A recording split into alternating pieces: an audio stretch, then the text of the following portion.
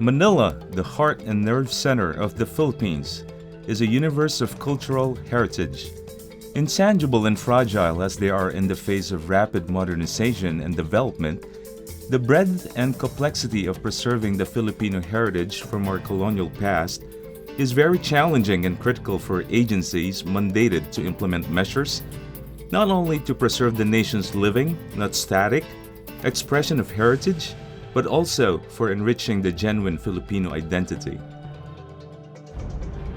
When the world was a vast playing field for colonial expansionism, Manila became the bustling capital of the Spanish East Indies because of the expeditions of the Basque navigator El Adelantado and El Viejo Miguel Lopez de Legazpi at the behest of King Philip II in 1564.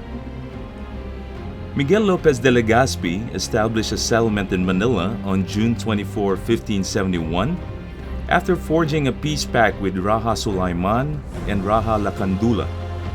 He also ordered the construction of the walled city of Intramuros, proclaimed it as the island's capital and seat of the Spanish government in the East Indies. He then became the first Spanish governor of the Philippines with the help of the Augustinian and Franciscan friars. Manila thus became the hub of commerce between Europe and East Asia.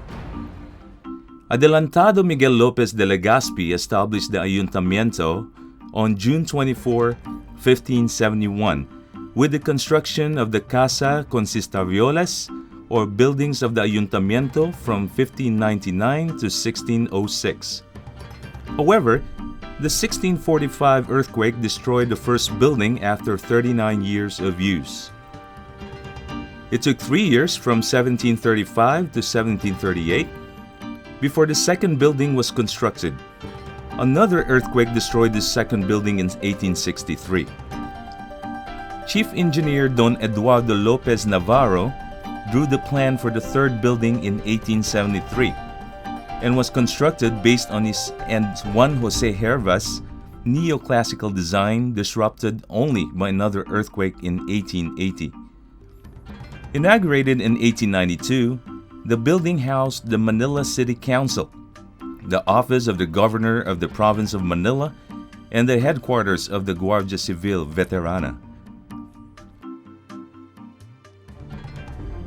The colonial government of Spain, and later the United States, used the Casas Consistoriales.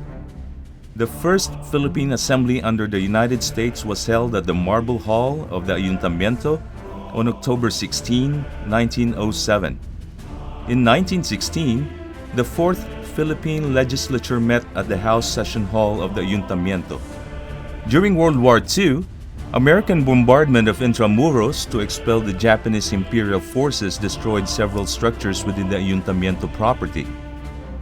The Central Bank of the Philippines constructed new buildings within the Ayuntamiento property during the period of independence. The Ayuntamiento was later transferred to the Bureau of Treasury in the 1970s. It was only in 2010 when reconstruction of the Ayuntamiento began after years of ruins and used as a parking lot.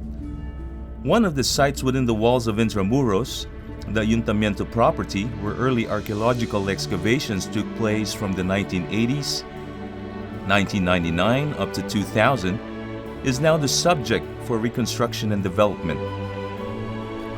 The Ayuntamiento, or the city government of Manila, covers about 5,000 square meters of land bounded by Aduana, Santo Tomas, and by Cabildo streets.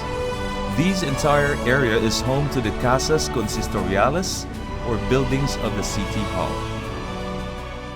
Archaeological excavation is governed by existing rules and regulations of the Intramuros administration, while Presidential Decree 1616 allows excavations in the areas within Special Historical Zone in compliance with the Preservation and Protection of Cultural Properties Act, or Republic Act 4846. The May to July 1980 excavation in Intramuros, where the Oficiales Señores once stood, revealed the presence of 21 intact stoneware jars in inverted position below adobe slabs. Also found were highly fired wide-mouthed earthenware jars placed side by side and shards in between jars underneath 2 layers of adobe block pavings appeared rows which may have been used for structural purposes. On the other hand, rows of upended jars could have been used as waterproofing device. On January 20, 1982, the excavation exposed tiled flooring and adobe structures, while the 1985 excavation discovered septic vaults, fountains or low pools, foundation wall within the garden, salon de fiestas y actos públicos, and structures at the back lot. The area where the central bank motor pool and courtyard once stood were left untouched and reserved for future archaeological study.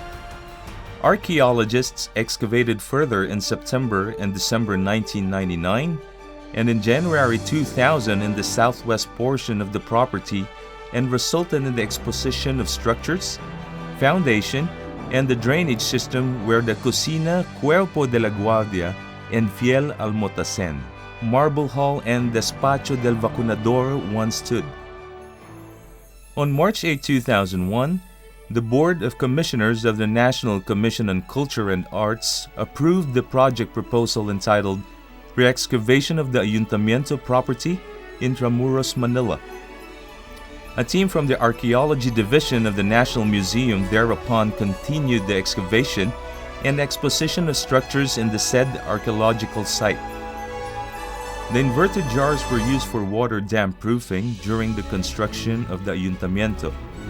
These ancient technology ensured the prevention of capillary action of water spreading underground that dampens the floor of the building's living quarter, especially during floods.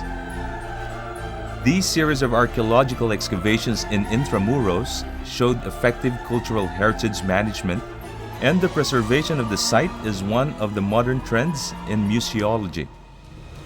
As for Adelantado Miguel Lopez de Legazpi, he died in Manila in 1572, but not without leaving a lasting legacy in the annals of Philippine and world history, that of the walled city of Intramuros and making Manila the capital of the Philippines and the seat of the Spanish government in the East Indies.